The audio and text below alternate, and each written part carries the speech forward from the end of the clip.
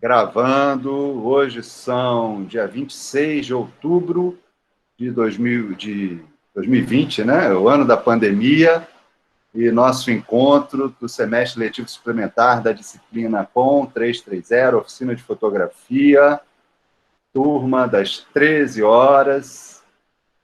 E hoje o nosso tema são os planos, tamanhos de plano. Em cima do texto do Terence Manner, sobre o quadro, eu acho que é esse o nome, né? O filme que a gente pensou em falar é o Vitalino Lampião, mas eu sugeri que vocês dessem uma olhadinha nas duas turnês do Doces Bárbaros, que foram filmadas também, uma de 1976 e outra de 2002. Uma foi filmada pelo John Tobey Azulay e a de 2002 pelo Andrusha Waddingon. Washington. Andrusha Waddingon. Acho que é isso. E a gente ia falar um pouco sobre usar esses filmes como referência, o texto do Terence Manner e o exercício que eu pedi para vocês também fazerem, que dividir o quadro em 5 possibilidades de tamanho de quadro, né? Plano geral, plano conjunto, plano médio, plano próximo e o plano detalhe. Então, nosso tema da aula é tudo isso e o que vier à cabeça durante o nosso momento aqui. Deixa eu tentar achar o texto. Já estamos gravando, então já podemos fazer as perguntas. É Ilo que ia fazer as perguntas? Sim, são Pode fazer. três perguntas. Uma coisa que ele fala é da distinção um pouco de ensaio e preparação da filmagem. E eu fiquei um pouco na dúvida desses conceitos. Me confundi um pouco, justamente porque ele falou para não confundir, eu me confundi. O segundo ponto, assim, que ele botou é que ele fala que só o diretor, né, deveria falar ou cortar, salvo algumas exceções. Então, a pergunta quais as exceções são essas, né? Exemplos no quais outras pessoas falem, corte, fora o caso de incêndio, né? Sei lá. E a terceira é um exemplo que ele deu também de como filmar em lugares pequenos. E ele falou de reconstruir o ambiente, fazer um teto, proibir que o fotógrafo botasse a iluminação de cima. Eu também queria entender melhor esse recurso, qual seria como isso produziu, né? O efeito, que efeito isso produziu. É isso, resumidamente. Você anotou no texto aí as partes que ele fala isso? Anotar, sim, não, eu estou com o texto aqui, né? Eu acabei de pescar, eu já tinha vamos ler juntos, tentar entender esses pontos, né? Ok. Porque esse texto é sobre uma prática antiga, né? Tem a ver, a gente está falando de equipamentos que são maiores, não é? Sobre presença de refletor no teto, significa você perder enquadramento, né? Mas hoje em dia você tem soluções muito leves e estéticas que permitem, talvez. Eu entendo que talvez seja por aí que ele está colocando essa questão, mas é legal ler. Um pouco da proposta da gente ver os 2 filmes dos Doces Bárbaros passa um pouco para a gente perceber como que os equipamentos mudam, e mudam a própria forma de fazer filme. Não só os equipamentos, como toda a estrutura mercadológica. Eu acho que ajuda a gente a refletir sobre essa transformação, que eu acho que passa um pouco pela capacidade que a gente tem de entender as recomendações do Terence Manner no contexto dele, no contexto de câmeras mais pesadas, iluminação mais pesada, set de filmagem com mais equipamento dentro, Então, talvez por aí a gente possa entender o que ele está tentando dizer. Isso do lugar pequeno, acho que é essa explicação que você deu mesmo. Talvez criar, vindo de fora, também algum efeito de uma luz natural, quebrar uma artificialidade, não sei. Essas coisas. Uma parede invisível, que você possa usar ela como fonte de informações sem que necessariamente elas existam no cenário. Né? Você ter porque às vezes o cenário é triste, né? Não tem muita graça. Então, você quer colocar um efeito. Então, às vezes, uma janela que você pode recortar na parede, só a entrada do sol por ali, ajuda a criar essa ambiência. Mas isso é algo que você combina com a arte, né? Você combina com a direção. Você pode pensar em outras soluções também, né? Enfim. Ou não tem tempo, é ali mesmo, na hora. Tem várias formas de você resolver esse problema. O que conta é a criatividade. Aí o repertório, que vai poder acionar essa criatividade. Sem você ter o repertório das experiências, você não consegue ter ideias criativas e factíveis e que efetivamente levem a um bom resultado, né? E às vezes as ideias são as mais simples. Eu acho que o que ele está colocando aí são ideias simples, né? Jogar uma luz, uma parede de forma que ela simule Algumas pessoas fizeram fotos na diagonal usando a luz do sol, né? E a luz do sol ela tende a marcar a diagonal, diferente das luzes que a gente tem no teto, que, né, tendem a lavar a imagem assim de cima para baixo, fazer as sombras embaixo, né? Então a luz do sol ela tende a cobrir essas sombras e produzir efeitos diagonais e que, né, como a gente viu, são marcações interessantes para a imagem porque acrescentam novidade. A gente vê o mundo muito, né, nesse encontro entre as horizontais e as verticais, é o que a gente tem. E, né, linhas, isso falando de linhas que atravessam o quadro e que permitem um certo desenho de quadro que seja interessante, né? Então, você usar a linha do sol para construir essas diagonais é um recurso. E com isso você pode trazer interesse para um lugar que você não tenha muito o que fazer, você não tem profundidade. Aí que eu acho que eu estava falando, a questão da profundidade, enquanto um tema recorrente na ação do fotógrafo. Né? A necessidade de dar volume às imagens. Então, o recurso da luz, né, que aí, às vezes, essa diagonal da luz no cenário pode nos servir como um fake da profundidade por acrescentar uma linha diagonal que não existe, nem profundidade que existe, mas a diagonal ela tende a ser conectada com a informação da diagonalidade, tende a ser conectada com a profundidade. Então, se você não cria diagonais, é uma das formas, né, de criar profundidade. Você tem outras tantas, mas uma potente é o uso de linhas diagonais.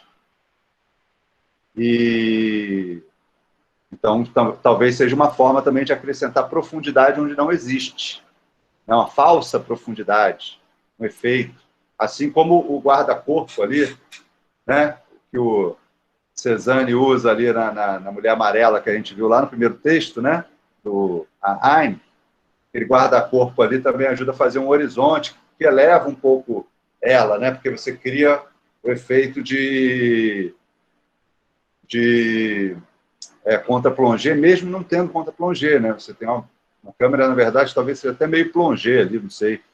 Não é uma câmera, é uma pintura, né? É uma fabulação perspectiva. Mas a Mona Lisa tem esse dado de horizontes desconcertantes para criar uma profundidade, e isso tudo é criado só na altura do rosto dela. Esse, segundo alguns pesquisadores aí de arte, sei lá, que parece que esse é o segredo da Mona Lisa. Essa coisa do horizonte no fundo. Alguém falou isso em algum momento, né?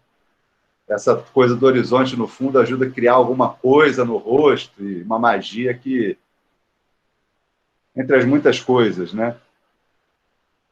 Enfim, são recursos. A outra questão que você trouxe, Ilo, era do ensaiar e preparar, né? Não sei. Depende muito do o ritmo, o trabalho de cada diretor é o seu, né? É claro que existem momentos diferentes, isso é importante, né, na realização de um filme. E quanto maior a estrutura empregada para a produção de um filme, mais rituais precisam ser dedicados e estarem bem estabelecidos. Conforme também essa estrutura é menor, os rituais são mais facilmente adaptáveis. O que não quer dizer que você não tenha também que, né, ter alguns rituais estabelecidos. Né? Por exemplo, num filme, o filme que a gente vai fazer, que eu acho que é importante que a gente já comece a conversar, ele vai ser um filme onde cada um vai filmar sozinho na sua casa. Né? Então, você vai ser o seu diretor, o seu câmera e, muitas vezes, até o próprio ator. Né? Imagino, dependendo do filme, dependendo da narrativa. Então, você vai incorporar todos os rituais, né? Tipo, preparar a câmera, ver a cena, fazer um teste de repente, só tirando umas fotos para ver se funciona, se não funciona, enquanto você pensa. Até chegar a filmar, você faz uma foto, né? Se vê no quadro.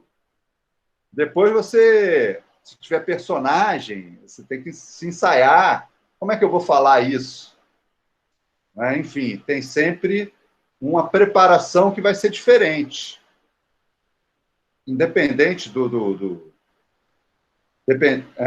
independente da situação, vai ser sempre diferente. Mas é claro que em equipes mais profissionais e de jeitos mais estabelecidos, em produções que são mais que seguem um fluxo de trabalho também já estabelecido, não dá para a gente abrir mão disso. Né? Fluxos de trabalho se estabelecem, são importantes e dizem respeito à produção daquela época, daquele período. Né? Acho que eu já comentei com vocês o quanto que a publicidade no Brasil, que foi sendo uma publicidade internacionalizada ao longo da década de 70 e 80, né? Vai criar um jeito de fazer cinema que, em grande parte, é oposto àquilo que os cinemas novos e o cinema marginal fazia, porque era um cinema leve, um cinema de câmeras leves, um cinema de flexibilidade, e a publicidade ela começa a ser uma publicidade de glamour, né? De muita iluminação, muito carrinho, uma coisa que começa a depender de mais gente. Né? Eu me lembro que na minha época de trabalho eu não ia num set de filmagem que não tivesse um dolly. Para mim isso é importante marcar, porque um dolly é um carrinho que pesa 1 tonelada, 1.000 quilos. Você não carrega esse carrinho sem que você tenha 4 homens. Ele tem uns ferros que você passa assim nele, já é feito para isso, né?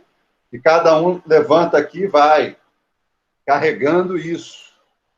Ele tem um sistema de hidráulico, né? Que você tem que bombear, ele tem uma bomba dentro e ele carrega umas bombas de ar dentro. Então, ele se enche de ar, umas bombas, né?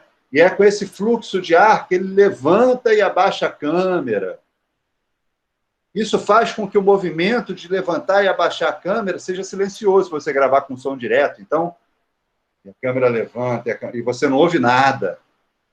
E não estamos falando a câmera levantar como se fosse uma coisa fácil. Eram câmeras de 30 quilos, 40 quilos. Então, ele levanta 40 quilos assim, ó, uma precisão e para no lugar. E aquele dolly, ele faz vários movimentos e ele vai para um trilho. E se você estiver levando o trilho, você tem que levar... São quantos? São 2 curvos e 5 retos, 10 retos.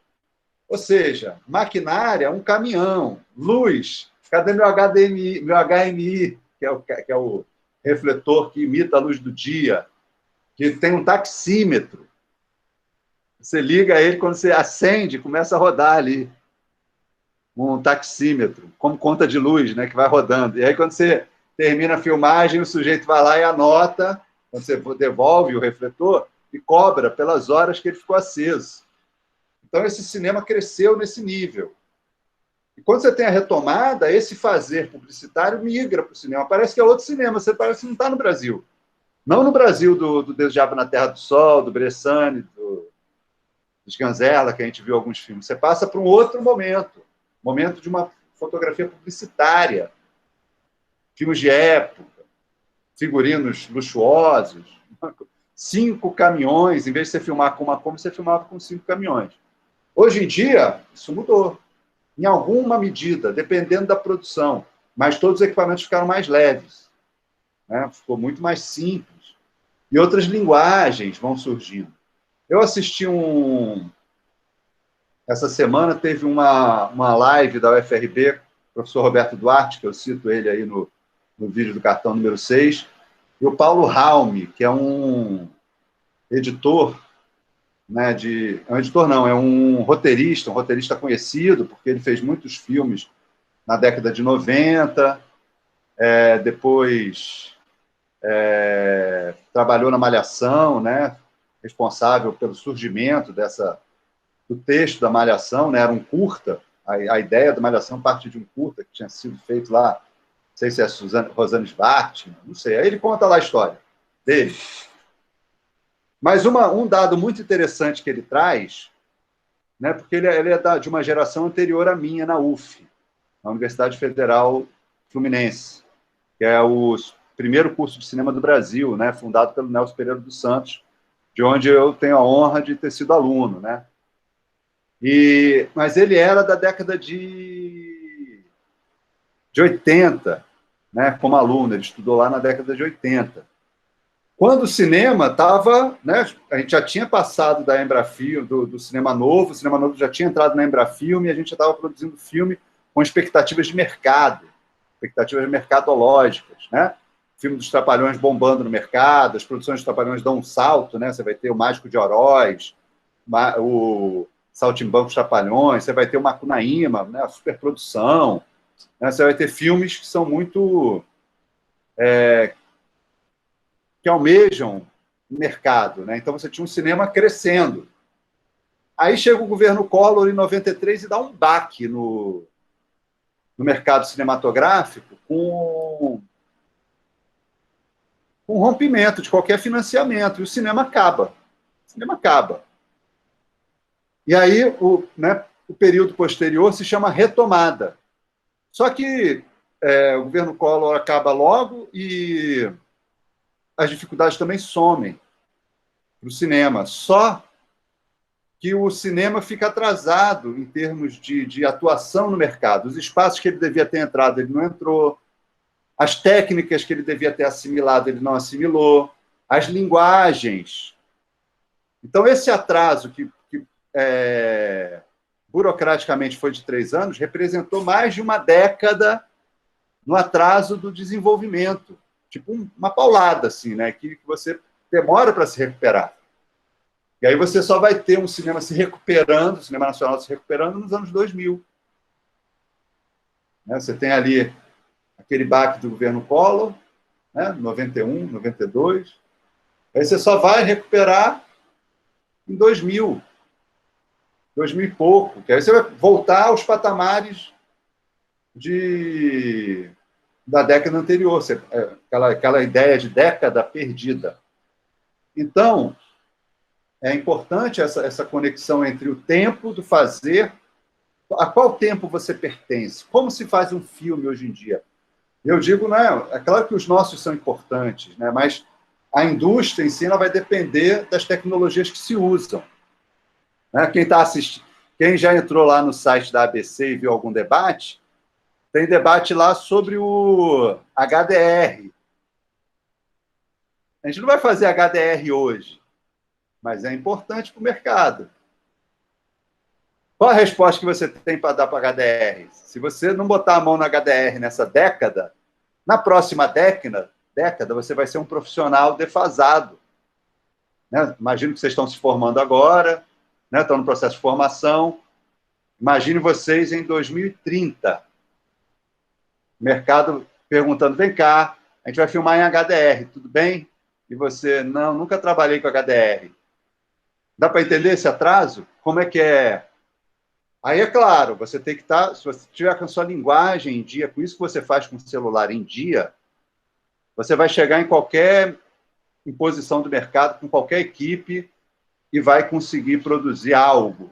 Né? Também, assim, se não, também não é para ser tão dramático. Se não dá para avançar no campo da tecnologia e dos recortes e das possibilidades de linguagem do mercado, dá para avançar no campo da experimentação estética, da constituição de uma linguagem local, individual, pessoal, grupal, mas que seja importante para marcar uma estética, uma ética que possa ser, né, possa ser um produto, enfim, né, porque a gente faz, quando a gente faz cinema, a gente pensa em produtos e pensa em produtos que circulem. Então, e a circulação, né, muitas vezes depende dessa, né, por exemplo, Paulo Ramos estava falando, né, a circulação de um episódio do Malhação é de 4 milhões de pessoas, uma coisa assim. Né? Eu acho que é importante a comunicação local, né, o filme que você faz para passar no seu bairro, que atinge os moradores do seu bairro, que fala para o seu bairro, que põe as pessoas em diálogo, mas no campo né, macro também é importante atingir, construir essas narrativas, né? Enfim. Mas esse fazer, né, e agora a gente está passando por um novo momento idêntico, né, onde o cinema que vinha também se desenvolvendo, né, com a Ancine, com recursos, com possibilidade de produção e com inserção no mercado né, do streaming, que é o foco, né, do mercado atual, conseguir ocupar o streaming, a gente vai perder espaço e eles vão empurrar mais enlatados, era como a gente chamava antigamente, enlatado, produto enlatado, né? Ficção norte-americana, né? O planeta acabando e um herói salvando. Enfim. Ontem teve um exemplo assim maior, mas acho que vai envolver o cinema em algum momento, que é sobre a tecnologia 5G, né? E como também o governo está atrasando isso, e a gente, daqui a 10 anos ou menos, vai estar tendo que comprar todos os aplicativos e toda a tecnologia, porque os outros países estão fazendo e a gente não está. Isso afetando em rede, né? Tipo, no nosso caso, que a gente pensa em narrativas, o 5G significa interação virtual, parece, né? Você, Sim. Né, a ideia é que você pode pilotar uma máquina sem delay. Então, significam interações em tempo real, mas isso, por exemplo, o cara que pilota um trator, ele põe um óculos de realidade virtual e, através desse sistema, ele consegue pilotar o trator, sem estar no trator, porque o trator pode cair, ele está ali trabalhando numa pedreira, então, situações de risco, essa é uma das... É o que eu me lembro, tá? Eu também não sou pesquisador disso. Mas, pensa, para o nosso lado, vão haver narrativas, né, que vão se criar. Né? A gente não trabalha com videogame, talvez eu pense isso mais no videogame. A nossa telinha tá boa, tá de boa. Eu acho também forçação de barra esse papo do HDR deles lá, tá? Também não concordo muito não, mas deixa lá. Enfim, faz parte.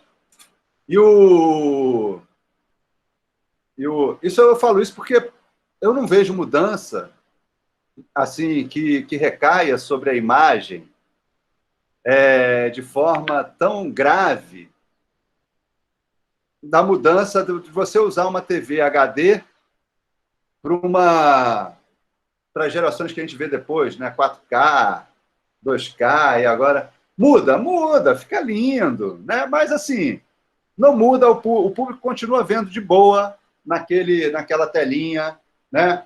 A maioria das pessoas não percebe, é uma coisa meio para vender televisor. Vai pegar uma pequena parcela que quer uma imagem assim, de um jeito, é muito... Não sei se você conversam isso com seus amigos, talvez vocês devam perceber que existe uma pequena porção de pessoas que se interessa pela imagem de um jeito... Ai, minha TV Ultra K. Eu, pelo menos, reconheço isso. Não sei como é que é na geração de vocês. Mas pessoas muito conectadas com uma imagem. Eu vou nesse cinema porque a imagem desse filme nesse cinema é diferente da imagem de ver esse filme em outro lugar. Vocês já passaram por essa discussão?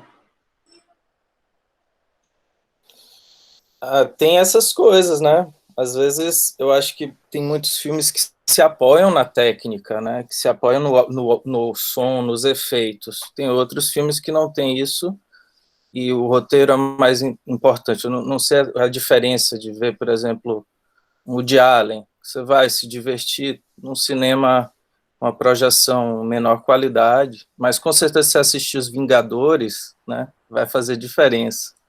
Sim, mas entre os colegas, você vê assim, se for fazer um levantamento assim, quantos entre vocês, seus círculos, tem esse preciosismo assim? É geral, todo mundo, não, só vale se for... Eu acho que quem tem dinheiro tem mais isso, assim, quem não tem nem como ficar... Eu não sei se você lembra que teve uma época que teve... Vem com essa porta aqui. Não, José, não dá, não estou em aula. Não, por favor, em aula. Sim. Lembra uma época que lançaram uns vinilzão, tipo, eram uns CDs, era um LP de prata.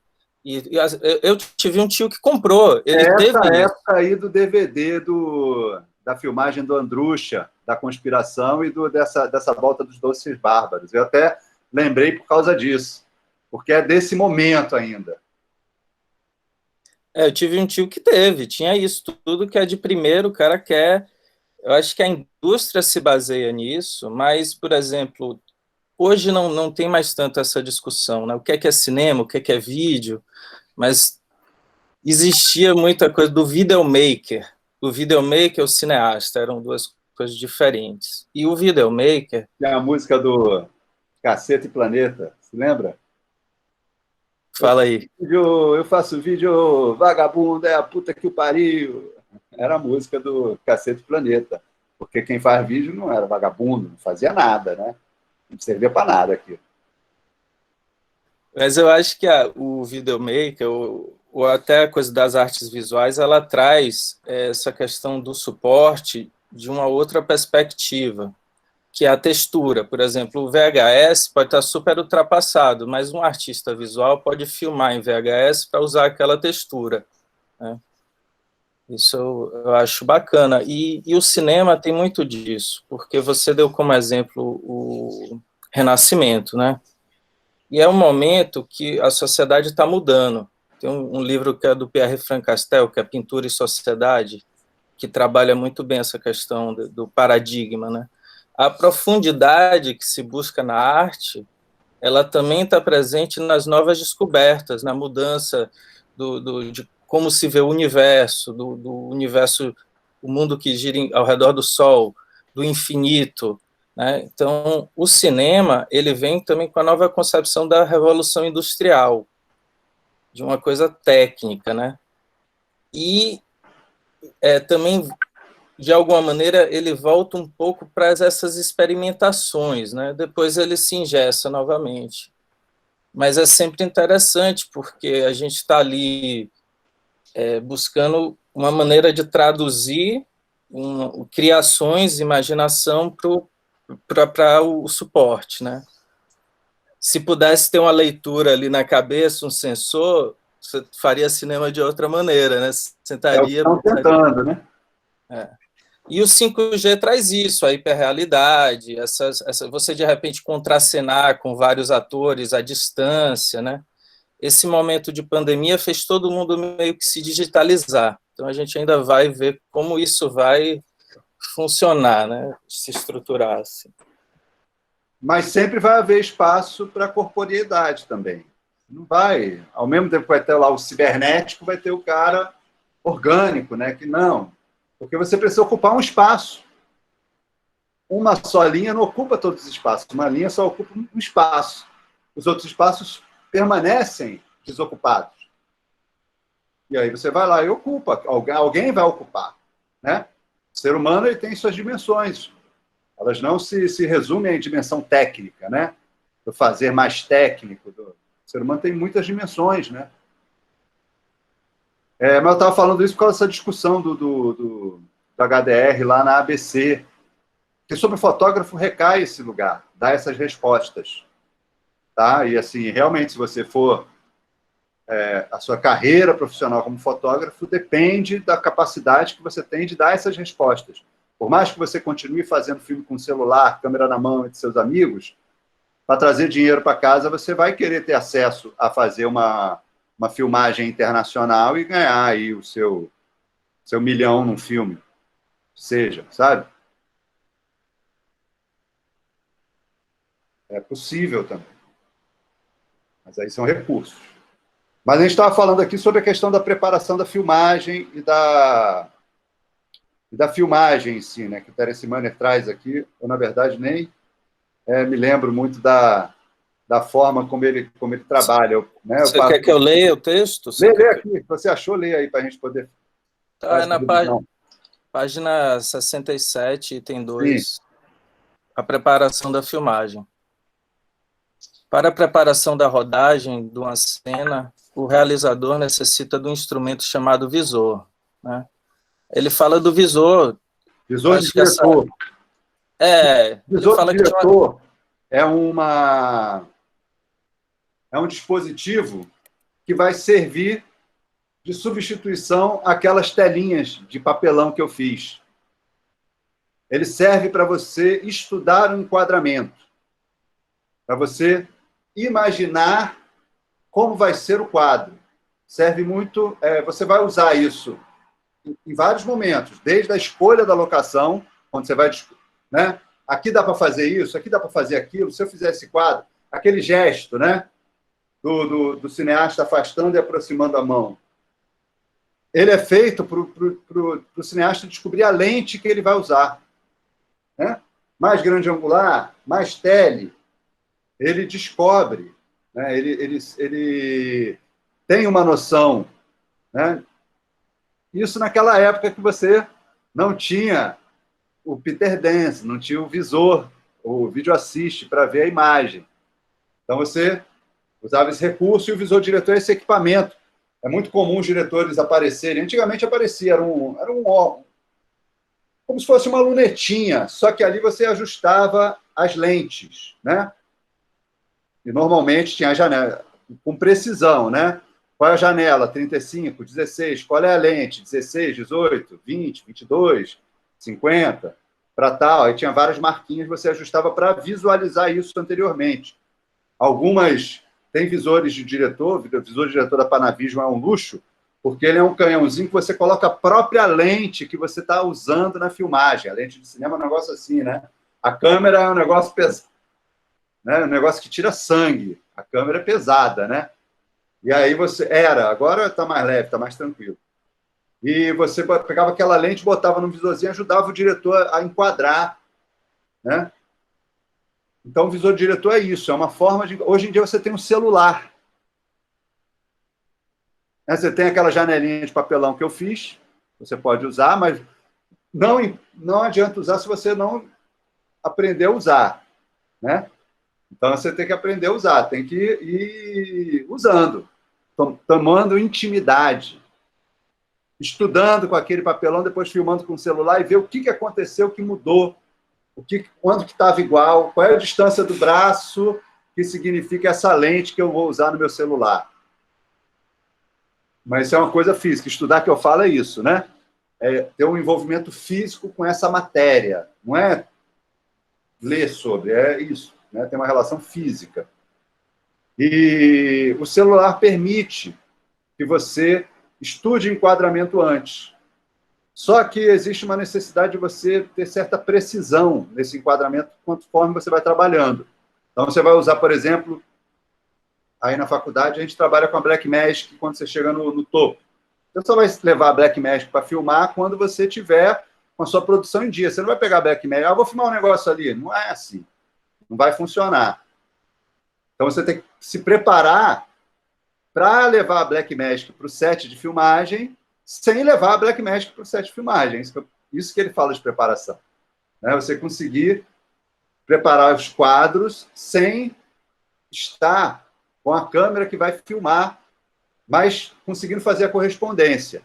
Você pode fazer essa correspondência, né, com teste, você vai lá na faculdade, filma um pouquinho com a Blackmagic, filma um pouquinho com o celular e entende como é que são os quadros. Troca as lentes, marca os zooms do celular para vídeo, para câmera, para foto, né? Marca isso e pronto, você já... meu celular, isso aqui corresponde àquela lente, isso aqui corresponde a outra lente. Físico. Você faz o teste e você se calibra. Mas você pode também baixar um app para celular que tenha os quadros da Blackmagic, para lente tal. Aí lá você vai e aciona, ele faz o quadro. Também pode ser assim, um app. Mas é isso que ele está falando. Você, primeiro, você tem que ver o quadro sem estar com a câmera na hora. Isso é fundamental. Para você preparar a filmagem, você vai preparar os quadros, os cenários. Isso é importante, porque a arte tem que saber, né? Eu tenho que botar alguma coisa aqui. Qual é o tamanho do quadro que vai preencher essa parede? Pode ser que um quadro que seja muito grande, ele não apareça na parede porque ele corte. Pode ser que o quadro seja muito pequeno e fique muito lá no fundo. Então, é importante que os planos sejam combinados. É claro que no documentário não tem isso. E aí, por isso que a gente trouxe aí esses filmes aí de hoje. Não é? Mas é isso que ele está falando, dessa preparação, desse estudo do quadro, desse visor-diretor, né? E tudo mais. É o fazer cinematográfico, né? Depois ele fala do ensaio com os atores, né? E esse ensaio não deve acontecer com a preparação justamente para não dispersar a equipe. Sim, fundamental. Eu acho bem interessante essa concepção que ele traz de cinema ser uma coisa coletiva, né? Que ele sempre está buscando envolver a equipe e gerar que todos, uma sinergia, digamos assim, todos envolvidos naquela produção interessantes e até recursos, por exemplo. Essa coisa que você falou, como regravar com um ator sem, digamos assim, machucar o ego dele. Falar, essa cena saiu ruim. Aí fala, não, vamos fazer um take de segurança, né? Então, isso é interessante. Machucar o ego não é problema, porque você está diante de um profissional, né? Um profissional, você sendo profissional, o outro lado tendo profissional, não tem ego para se machucar. É claro que você vai trabalhar com, né, botar seu filho para fazer um filme, aí você tem que ter cuidado. Mas é o seu filho, também você entende. Tem uma relação boa aí para se ter. Mas é uma conversa profissional, né? Não é dizer assim, ficou bom? O que não ficou bom? Ah, o tom foi muito alto, o quadro está muito fechado, ficou meio exagerado. Olha aqui, hoje em dia ainda dá para isso, né? Você mostrar para o ator, olha aqui, ficou... Isso quando você para por causa dele, porque você pode parar, e aí por isso a preparação ser diferente, porque muitas vezes você prepara porque a câmera não chegou no lugar certo, o foco não chegou no lugar certo, a luz mudou muito quando o ator fez um determinado movimento, foi para uma zona escura, enfim, vários elementos, né? Som. Na hora que você fez o movimento de câmera, isso fez um barulho, interferiu no som. Então, isso falando de coisas que acontecem com a equipe de câmera, são problemas da equipe de câmera, do fotógrafo. Então, você tem que prever esses problemas antes. E aí, isso que ele está falando, você escolheu o cenário, fez as fotos do cenário, decidiu os planos, fez pequenos takes antes, aí decidiu o equipamento que você vai levar para a cena. Isso estamos falando de produções, né? Em cima dos planos, você já tem os planos. Quantos de cenário você vai iluminar? Aí você pensa também num jogo, né? Que nunca é justo demais e nunca é exagerado. Nem é exagerado para você gastar mais dinheiro do que precisaria, nem é justo demais para, na hora, você ter que buscar uma outra solução que você não tinha. Então, esse é o planejamento, né? Planejamento, existe um cálculo de aproximação. Mas quando você vai filmar, você precisa, depois de planejar isso, né? Trazendo isso para o filme que a gente vai fazer, que é importante. Vocês vão conversar entre si. Vão definir personagens, vão definir o tema, né? Por exemplo, nos vídeos, eu vi, por exemplo, tem muito cachorro nos vídeos, muito pet. Nos vídeos não, no exercício 6, que eram os do personagem, né? Então, vamos fazer filme de cachorro. Vamos botar os cachorros para conversarem entre si, numa live. Né? Então, eles vão ali, eu vou filmar ele mexendo no computador, mas aí eles vão sair e cada um vai para um lado fazer alguma coisa. Aí eu vou filmar, né, o dia do cachorro. Eu vou pensar, o que ele vai fazer? No dia... Você conhece seu cachorro? Meu cachorro faz uma coisa muito interessante, eu adoro ver ele brincando com bolinha. Ele come de um jeito. Ele faz... E aí você pode pensar em filmar isso. Aí você planejou. Maravilha, vou filmar isso. Sei que dá para fazer. Aí você vai começar, né? Vai com a câmera ali e faz uma foto. Né? Eu vou filmar meu cachorro comendo. Como é que vai ser esse quadro? Vai ser de cima? Eu vou baixar? Eu vou aproximar? Se a narrativa for sem humanos, você pensar em fazer um filme onde os cachorros, que nem... Eu estou partindo dessa ideia de que nas fotos de vocês eu posso ver personagens. Então, se o cachorro é um personagem e não tem interação com humanos, por exemplo, daria para fazer um filme só com os cachorros e fazer a montagem paralela, né? Cada um tem um dia e eles chegam no final do dia e vão conversar numa live. E você cria essa narrativa. Né? Então, um come, outro brinca, outro atrapalha, outro rói o osso, outro... Né? Aí cada um vai saber do seu cachorro, vai filmar o seu pouquinho.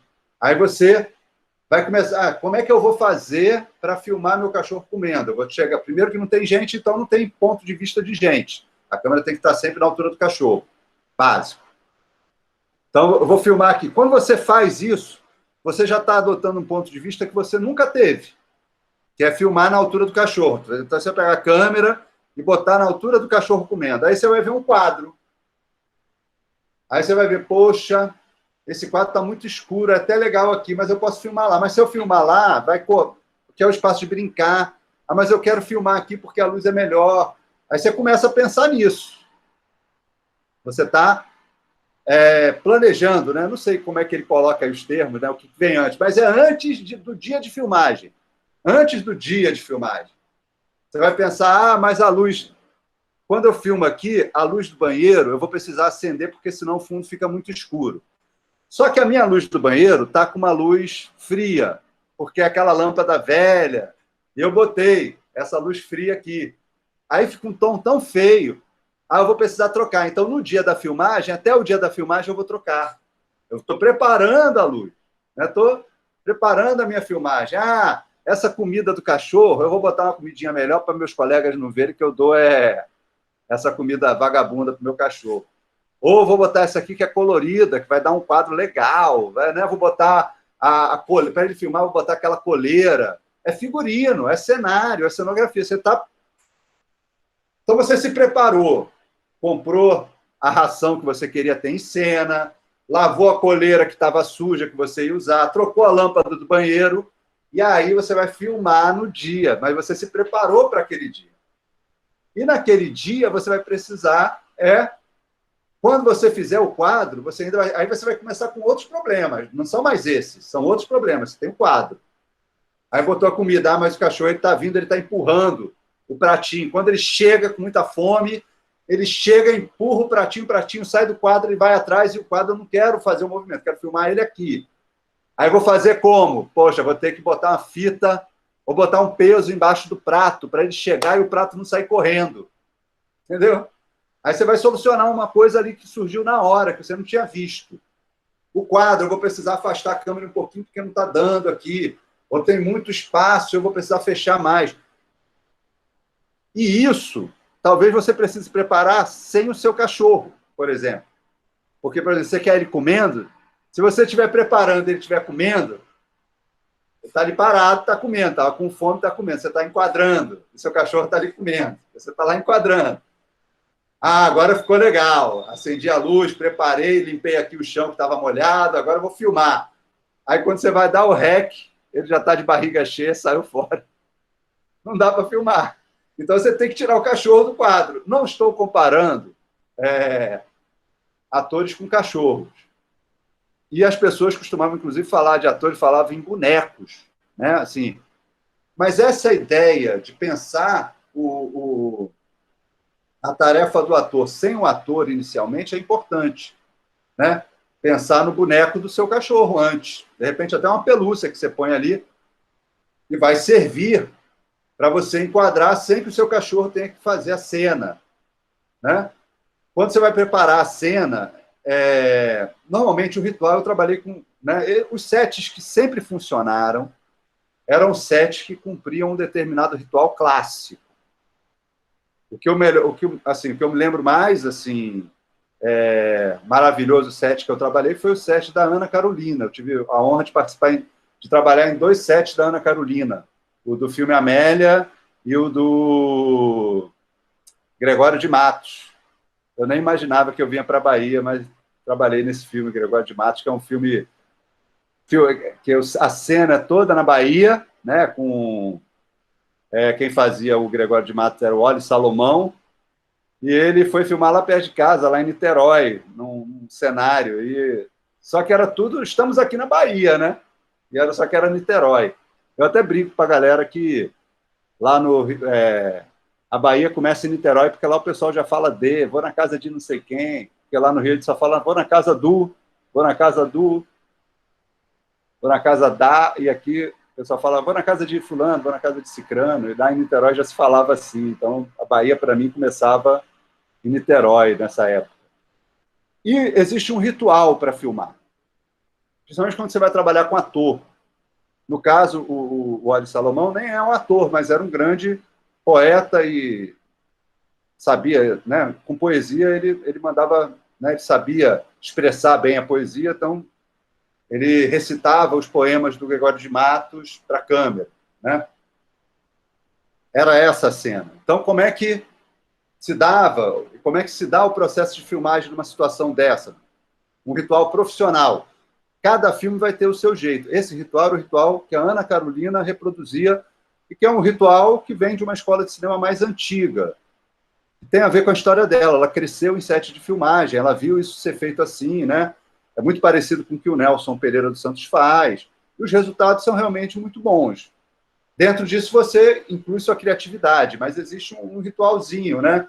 Que é você escolher o cenário, Normalmente nem se escolhe tanto os melhores planos assim. Se escolhe o cenário e se ilumina o cenário. E aí vem o ator e decide como ele interage com aquele cenário. Deixa a cena acontecer. A equipe fica do lado de fora, né? Você tem algumas marcas, né? Um plano ou outro que você já sabe que precisa, mas a ação dos atores, principalmente quando você tem muito texto, é uma ação que, né, deixa os atores procurarem. Eu acho que tem uma... Depois eu vou compartilhar uma cena muito boa de uma série que eu vi que serve para a gente pensar muito essa conexão entre o cinema novo e os seriados contemporâneos no uso de câmera. Eu acho que tem uma coisa muito interessante ali. Vou tentar resgatar esse pedaço de série que eu vi para poder compartilhar com vocês. Mas a movimentação dos atores, inicialmente você deixa os atores descobrirem, porque os atores eles encarnam o personagem. Então, por exemplo, quando você está encarnando o Gregório de Matos, você está vendo Oli Salomão encarnar Gregório de Matos, quem é você? A não ser a Ana Carolina, né, que também acho que tinha esse poder.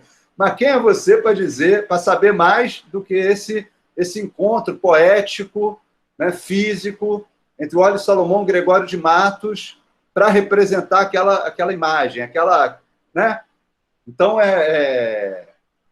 o gesto do ator também precisa desse né? Você precisa ter fé, você está apostando que aquele ator vai encarnar aquele personagem. Então, quando ele encarna aquele personagem, ele entra em contato com o cenário, também tem algo a ser tirado daí. E aí você, né, nesse processo, a Ana Carolina trabalhava com esse sistema e respeitava essa movimentação do ator na cena. Então, o ator ia, né, os 4, 5 atores iam, faziam a cena, a sequência, a cena é uma divisão importante, técnica. Né? Quando você faz o seu plano de filmagem, você faz cena a cena. E a cena é o quê? É a ação que acontece no mesmo cenário. Então, o seu cachorro comendo é uma cena. Aquilo acontece no mesmo cenário. Se tiverem o meu cachorro comendo em horários diferentes, se eu fizer aquele exercício das luzes, o meu cachorro comendo, para criar uma ideia de que ele passa o dia inteiro comendo, que ele não tem hora para comer, como o dia inteiro, aí eu mudo a luz. Então, eu transformo em várias cenas. Por quê? Apesar do cenário ser o mesmo, o tempo não é. Então, é aquela cena do cachorro comendo na área de manhã, a outra cena dele comendo de tarde, a outra cena dele comendo de noite. Seriam 3 cenas. Então, cena é um dado importante. No caso de você ter vários atores, eles estão encenando naquele aquele fragmento temporal que acontece naquele mesmo cenário.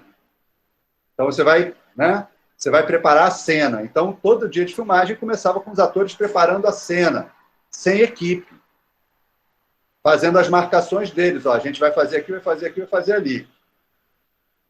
Terminou isso, os atores vão para lá, relaxar, tomar café, se afastam. Aí entra a equipe. Normalmente tem assistente de direção, que viu isso, fez as marcações, o fotógrafo viu isso, viu, né, em algum momento, ele viu o ensaio dos atores, sugeriu ali e tal, dialogou, fez as marcações. Aí você vai botar a câmera, ó, a câmera para essa cena vai ficar aqui. Qual vai ser a estratégia para filmar? Vamos botar um carrinho aqui para fazer um geralzão acompanhando esse principal ator, mas nesse momento a gente vai passar para o outro, vai ter insert daqui, dali. Então, a decupagem é feita em cima do encontro dos atores com o cenário. Isso é um método clássico, antigo. Não se filma... Pode se filmar assim? Pode. É muito bom para fazer série, que você depende de filmar muito material que você precisa. Que você precisa de alguma...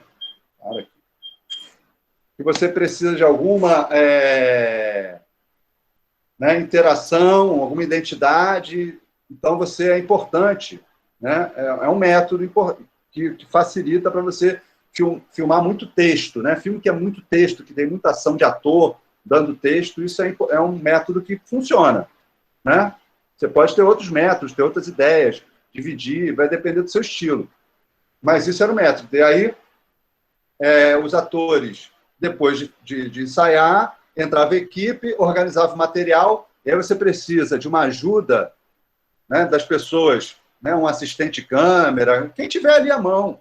São os famosos bonecos. Né? Você vai ali, ó, o ator vai andar aqui, vai fazer esse percurso.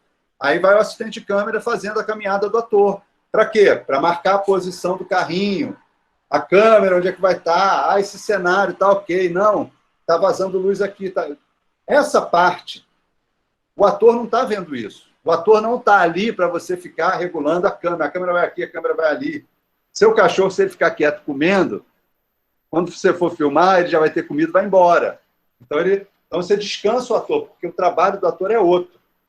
Se você já marcou, já fez a marcação, ele tem que, agora, ele já sabe a marcação, ele entra no personagem. Aí depois você afinou tudo, todos os movimentos para aquilo que já foi combinado ali com os atores também, vem os atores, eventualmente tem um ajuste ou outro, e aí você fala, ó, nessa parada aqui, em vez de você parar aqui do lado da mesa, você vem para cá. Aí você dá esse ajuste e aí você filma. Então, essa preparação que acontece quando está a equipe, está a fotografia, está a câmera, está a luz, está o ator, é diferente da outra preparação que vem antes. O ator não ensaia só nesse momento, ele ensaia antes. O seu cachorro que come, se você for filmar isso, ele já é o seu cachorro, ele já ensaia todo dia para ser o seu cachorro e fazer daquele jeito. Então, você já sabe, ele já está ensaiado, você não está pedindo nada novo para ele. Mas ele já ensaiou, então você vai fazer uma coisa que ele já tenha feito. Os atores profissionais que vão imitar isso ou aquilo, eles precisam entrar no personagem, você precisa discutir o roteiro com eles, ele tem que ensaiar a fala, enfim. Né? Você tem ensaios anteriores, leitura de roteiro, você tem tudo isso faz parte dos filmes, né? Todos esses momentos diferentes. Mas eles são muito flexíveis em relação à produção. Né? Eles não são flexíveis em relação ao que você vai fazer, o que você está fazendo, porque existe um jeito certo de fazer o que você está fazendo. E esse jeito você vai descobrir na hora. Não vai adiantar pensar antes, Mas existe um jeito certo, um planejamento, né? Você vai afinando. Por isso que eu estou falando dessa expertise, né? De rituais, de trocas, de estabelecer conexões, né? Então, essa preparação que acontece, na verdade, você vai preparando, até o momento em que você vai estar ali, fazer a última preparação e dar o play. Não tem o que fazer nada depois disso. Depois disso, você tem que filmar. Você já acertou tudo. Então, as ideias também vão... Você não fica resgatando ideias, que é um processo. É um processo que tem que terminar na hora de você dar o rec. Filmou, filmou. Não tem como ficar, na hora de filmar, vamos mudar aquilo ali. Não, você já pensou sobre a ação do ator, sobre o melhor jeito. Todo mundo já alcançou um raciocínio sobre aquilo. Não existe por que voltar. Aí você segue o seu plano e tem que ter fé na primeira regra da montagem. É uma regra do Severino Dadá, um montador importante do cinema novo, principalmente do cinema do Nelson Pereira dos Santos, mas é uma regra importante, que é a primeira regra da montagem. Montagem é quando você pega as imagens de um filme e junta elas para criar ritmo e narrativa. Primeira regra da montagem: tudo monta. Material que você tiver, que você levar para a ilha de edição, vai montar. Principalmente se esse material for capturado segundo as regras que eu estou apresentando aqui. Segundo esse conhecimento que eu tento passar para vocês aqui. Tá? Mas a gente está falando de planejamento, de linguagem, de troca de linguagem, quadro, tamanho de quadro, movimento, né? Qual o ritual cena a cena que eu vou fazer? Esse ritualzinho que eu falei aqui, né? De entra ator, sai ator, equipe prepara o quadro porque o ator decidiu, usa pessoas no lugar dos atores para fazer o quadro, acertar o quadro. Vai começar a filmar, volta o ator, começa a filmar, coloca o ator se precisar e manda ver. Esse ritualzinho, ele se repete 4 vezes ao dia numa filmagem normal. Né? Recorrentemente, você faz isso para uma cena, depois agora outra cena, você faz isso de novo, agora outra cena, você faz isso de novo e vai. E o dia inteiro vai sendo isso, durante 2 meses, que é o tempo de um longa-metragem, durante um ano inteiro, se for filmar série, né, que você... É sem fim, né, filmar o episódio. Enfim, é o seu trabalho, vira isso, mas você acaba tendo que estabelecer esses rituais. Mas nós até estamos trazendo essa ideia desses rituais, porque vocês vão precisar se equilibrar em torno desses rituais na hora de produzir o filme, o exercício final. Não é?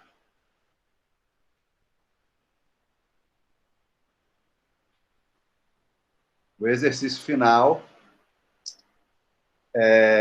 que vai ser que é o que a gente vai começar a se preparar já. A gente precisa se preparar a partir de agora, para conseguir chegar lá. Né? Então, a gente já começa a preparação agora. Né? No momento inicial. Notem. Alguém tem algum comentário para fazer nisso que eu falei até agora? Eu achei interessante essa abordagem da relação da câmera com o ator, né?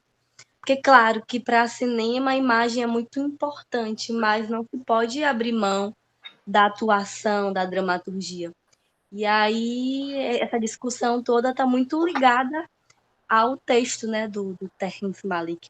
Porque, por mais que o texto se coloque quase que um manual, apresentando assim todas as possibilidades de controle da câmera, de controle do plano, do quadro, da angulação, do movimento que se é pretendido, tem um momento que ele abre uma lacuna para falar desse descontrole da câmera, né? Assim, no momento que a câmera passa a ser menos a protagonista, mas ela está ali em função da atuação e da movimentação, da gesticulação que os personagens entregam, né? Então, é quase que como eu posso dizer, como uma elaboração de forças, né? Quem é mais forte, quem dita mais alguma coisa, né? E aí eu lembrei muito do primeiro filme dos Doces Bárbaros. Porque se por um lado, quando capta o show, a câmera se coloca nesse lugar do poder, porque ela filma com cautela, filma com quadros bem pensados.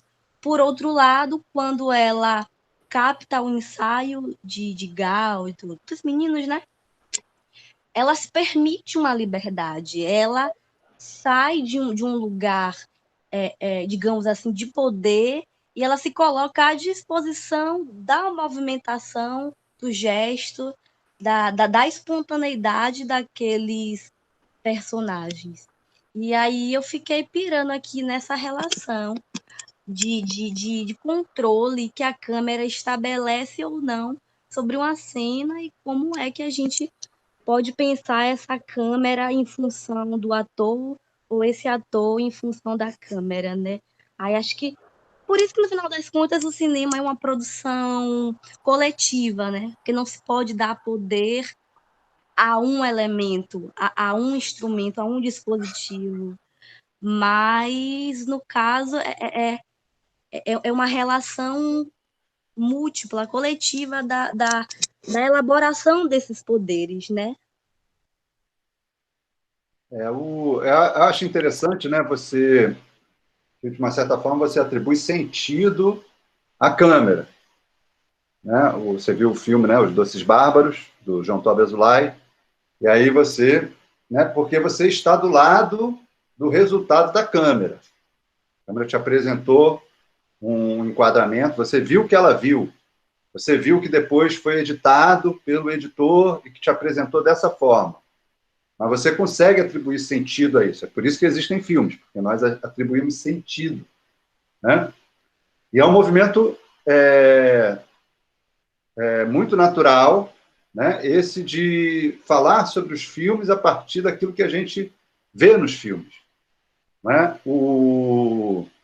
Grande parte da teoria do cinema, vários teóricos, né, falam sobre filmes que geraram teorias incríveis, cenas que geraram análises incríveis, mas que quando alguém foi rever o filme, essa cena não estava lá, não existia no filme. Por quê? Porque os teóricos viam o filme numa estreia, numa exibição, e começavam a pensar no que eles tinham visto e escreviam. Não tinham, raramente tinham a possibilidade de rever o filme. Raramente você tinha, né? Até nos outros países você podia ir numa cinemateca e rever, mas você tinha que ter a cinemateca, a disposição, né? Enfim, nem sempre isso era possível. Hoje em dia é mais fácil você falar de um filme e estar ali assistindo ele e escrevendo texto ao mesmo tempo, né? Com duas janelinhas, né? E muito do que a gente... né? Se vocês pegaram aqui o texto do Terence Mann aqui, ele vai falar de vários nomes de plano, muito diferentes, muito não, próximos, mas você vê planos diferentes daquilo que eu coloquei para o exercício e dos nomes que eu dei. Tá? E aí você vê lá no final tem uma tabela, né, com diversos países e diversos nomes de planos, que nem sempre combinam. Né? Se você for ver essa tabela aqui, tem 6, 9, tem 12 cortes diferentes, né? Em alguns países tem mais, em outros tem menos. Né? São formas diferentes de falar basicamente sobre o mesmo assunto. Né? Muito dessa denominação de plano surge desse movimento da crítica, de ver filmes e falar, o diretor, nesse momento o ator estava num plano aqui, ou não, estava num plano mais aqui. Então, esse aqui é médio, esse aqui é primeiríssimo, né? Então, você vai nomeando, porque... E na prática, né, eu conversei com o professor Roberto Duarte, ele concorda comigo, na prática não é assim. Na prática, nem sempre essa coisa é tão certinha. Apesar de ser importante você ter o seu código, mas não é o seu código, é o código da sua equipe. Pode tirar alguma coisa dali? Pode não. Pode ser código que nasceu só para aquele filme, isso é fundamental, você ser capaz de criar códigos que nascem e morrem com aquele filme, que trazem sentido para aquele filme. O grande exemplo é a série, né, que eu já citei várias vezes, que tem lá no YouTube as regras de fotografia para aquela série. Né? Você vê ali códigos, Feliz Ano Novo, não sei, já me esqueci o nome. Né? Você tem os códigos que foram estabelecidos para aquela filmagem. Né? Então, esses cortes são códigos. Tá? E aí, eu, enquanto espectador, atribuo sentido a esses códigos que aparecem para mim na forma de um filme. Assim como o teórico apreendia, tentava desmontar esse sentido nesses códigos. Mas o fazer obedece a um outro código, que é o código da equipe. É o código da hora da janta, é o código do sol que se põe, é o código do ator que é baixinho e da atriz que é muito alta. Sabe? A matéria. Então, por exemplo, os planos de ensaio nos Doces Bárbaros, a câmera pode fazer o que quiser. Você está com uma câmera na mão, é uma câmera 35, não sei qual é a câmera que ele usou, talvez uma BL, né? Uma BL 35, ou não sei se foi filmado em 16 milímetros, que era mais leve, muito possivelmente até, né? Uma BL, uma câmera igual a essa que vocês veem aí no canalzinho do YouTube, né? Que é uma BL16, né? BL é o código para blimpada, ou seja, a câmera que não faz barulho e permite que eu grave som síncrono. Né? Naquela época tinha isso. A câmera fazia barulho, não dava para filmar com som em sincronia. Você tinha as câmeras blimpadas que protegiam o som. Então, não sei qual é a câmera que ele usa, mas você está ali no momento onde a câmera pode trafegar entre os atores. Na hora do show, isso não acontece. Na hora do show, você tem uma câmera lá atrás que faz justamente esse plano que você julga mais, né, porque ele é firme, porque ele está distante, com uma lente zoom sobre um tripé. Não tem como ser na mão. Tá? Uma lente zoom você tem que botar num tripé. E longe.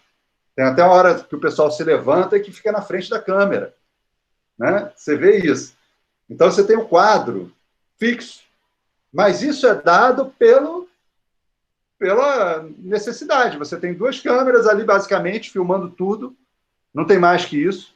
Esse é um dado interessante para a gente fazer a comparação, porque no show de 2002, você tem, sei lá, não dá nem para contar o número de câmeras. Deve ter umas 12, 13, 15. Né?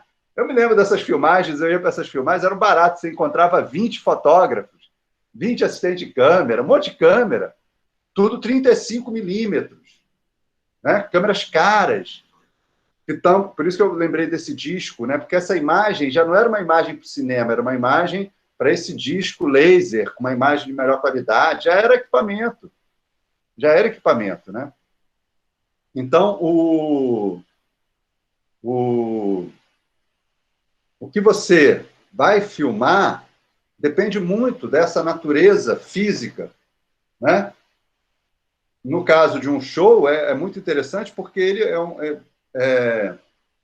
ele se reproduz muito. A gente, né, quem trabalha com audiovisual, quem é fotógrafo, não vai deixar de filmar situações como essa, shows, palestras, né, uma plateia, um foco lá, e você tendo que dar um jeito de cobrir isso, com 1, 2, 3 câmeras.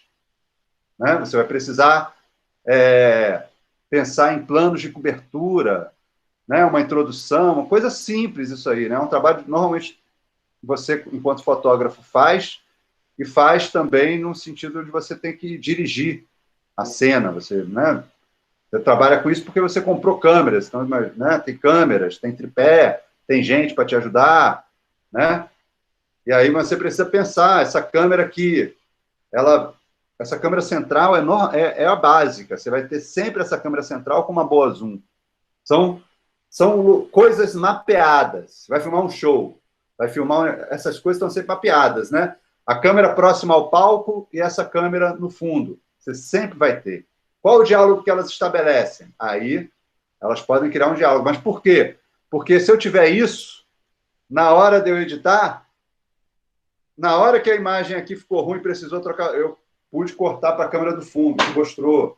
Ela dá o zoom, ela abre, ela mostra a plateia. Na hora que a plateia pergunta, ela dá esse ar. Então, ela respira, ela faz a imagem poder sair de uma para o outro. O que permite, quando eu consigo fazer isso, eu consigo controlar o tempo. Então, eu consigo fazer com que uma palestra de 1 hora dure 20 minutos sem parecer que ela teve essas interrupções de corte. Né? Hoje em dia é muito comum você ter o corte não é de mim para mim mesmo, né? Mas daquele salto. É possível isso como linguagem, mas no audiovisual usa-se muito mais um controle de tempo pela né? Intercalando-se as imagens de diferentes posições. Então, se você tem 2 câmeras filmando ao mesmo tempo, você consegue fazer essa passagem sem perder sincronia, mas você precisa ter imagens diferentes, porque se as 2 câmeras filmam no mesmo lugar, isso não dá certo. Elas têm que filmar em lugares diferentes e fazer esse jogo para a edição, para que um filme possa ser editado. Então, o trabalho, né, um exemplo desse tipo de trabalho, porque o que você faz? Oferece ao montador material que possa ajudá-lo na montagem. Esse é o trabalho do fotógrafo. É uma coisa importante para a gente pensar. O que eu faço? Eu filmo um material que seja possível ser montado. E aí essa ideia, né, que eu passei para vocês de filmar esses 5 enquadramentos é muito importante, porque com essa variação de enquadramento, se você filmar esses 5 enquadramentos, você tem tudo possível para criar uma narrativa. Com qualquer coisa. Vocês viram no exercício, não sei se vocês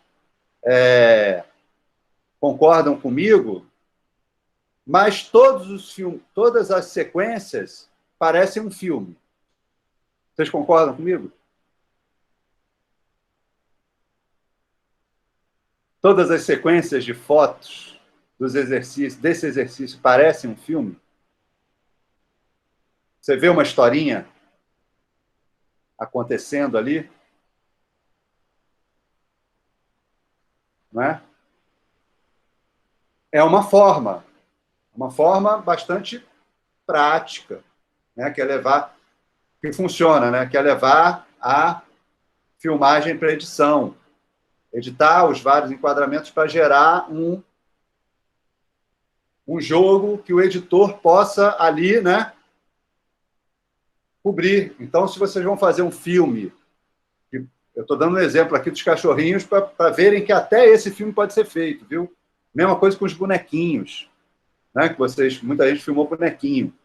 Então, dá para fazer, né? Põe os bonequinhos para conversar.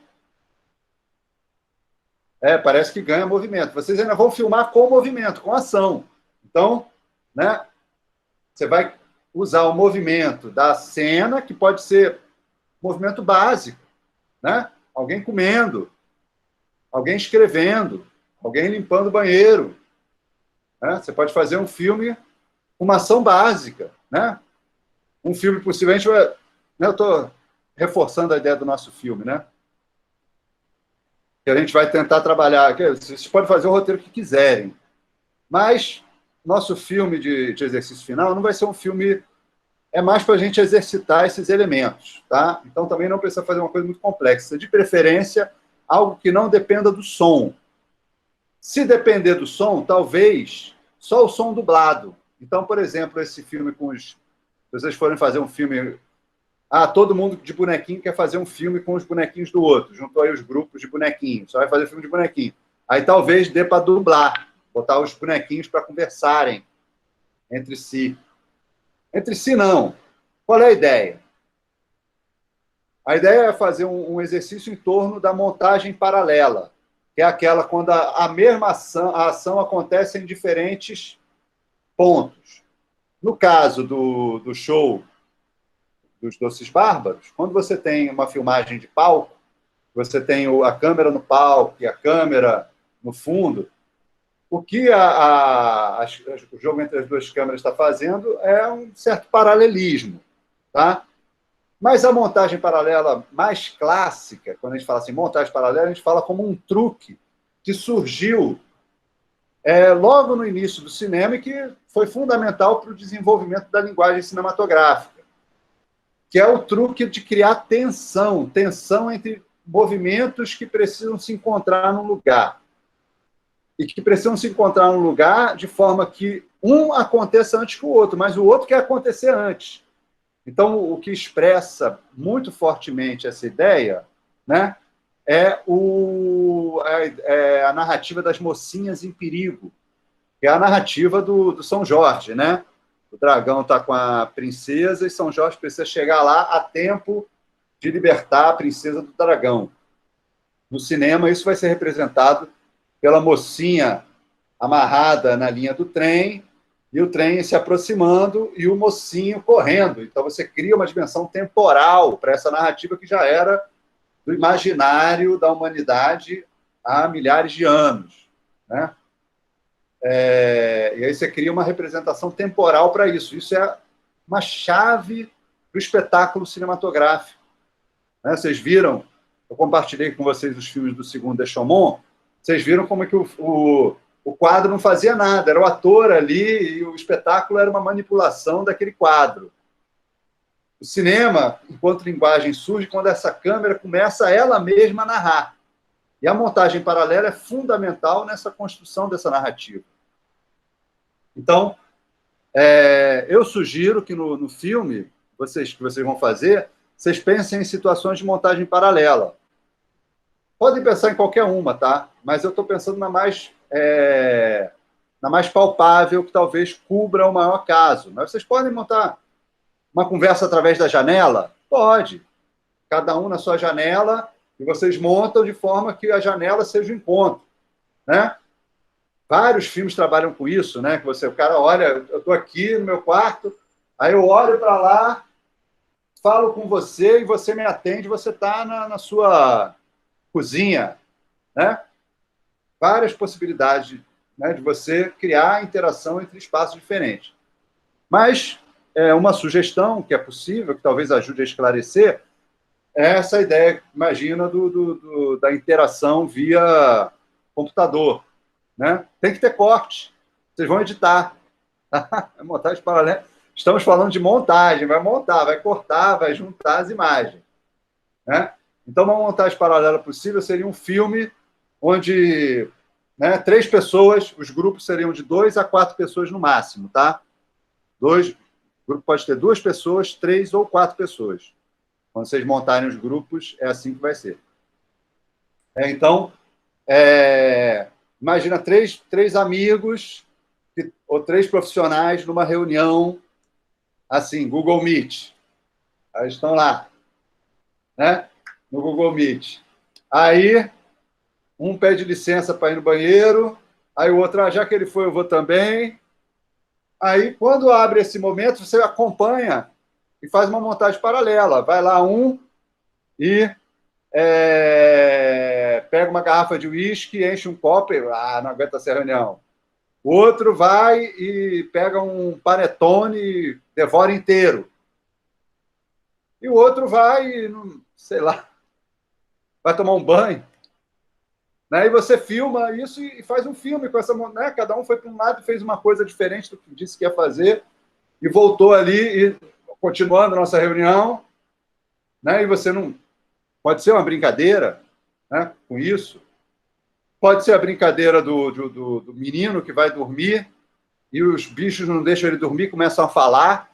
Aí tem uma criança e os bichos de um e de outro, e aí você filma esses bichos em ângulos diferentes, com planos que produzam um efeito de espanto, né? Zooms rápidos. Enfim, você começa a criar linguagem para expressar uma ideia que se junta coletivamente numa produção. Então, uma ideia que se estabelece coletivamente para produzir um audiovisual. Essa é a possibilidade de vocês fazerem um filme final, né? Com essa é uma das possibilidades, né, que eu estou colocando aqui. Mas de maneira, principalmente, que a narrativa se baseie muito mais no som, na imagem, do que no som. Esqueçam o som. Som pode ser nenhum, né? Pode ser uma música, tá? Pode ser só uma fala que marque alguma coisa. Eu lembro de um filme que eu procurei, até agora eu não consegui esse filme. É um filme lá da UFRB, da época em que eu era professor da UFRB, que os alunos fizeram, que o filme se chamava Mão Amiga. E começava com um amigo, o outro, né, chegava num bar, sentava na mesa do amigo, aí pedia uma cerveja, aí enchia o copo do amigo com a cerveja e a cerveja espumava. Aí tem gente que tem uma mania de, quando a cerveja está espumando, põe o dedo assim, para ela não entornar. É uma estratégia, né? Põe o dedo, que nem botar a colher de pau para a panela não ferver, né? Você ferve com a colher lá dentro, tá? Que aí o leite não entorna. Aí você põe o dedo assim. Aí, nisso que ele põe o dedo, rola um flashback por onde aquela mão tinha passado.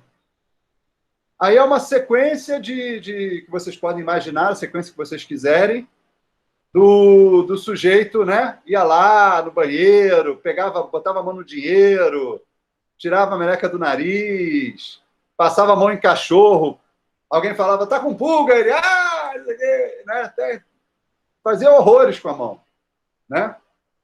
E aí terminava o filme voltando para esse momento, era um flashback naquele gesto, para mostrar que aquele gesto que era tão legal, na verdade, era um gesto bem nojento, mas parecia legal ali, os atores ali, né, ali não ficou sabendo. O filme construía essa ideia, mas é um filme que de fala só tem isso, né? Quer dizer, não tem fala nenhuma. Eu nem sei se tinha fala. A mão amiga, era o gesto. Pô, chegou, quer uma cerveja? A fala era assim, a fala não interessava, esse filme pode ser mudo, mas tinha uma fala ali.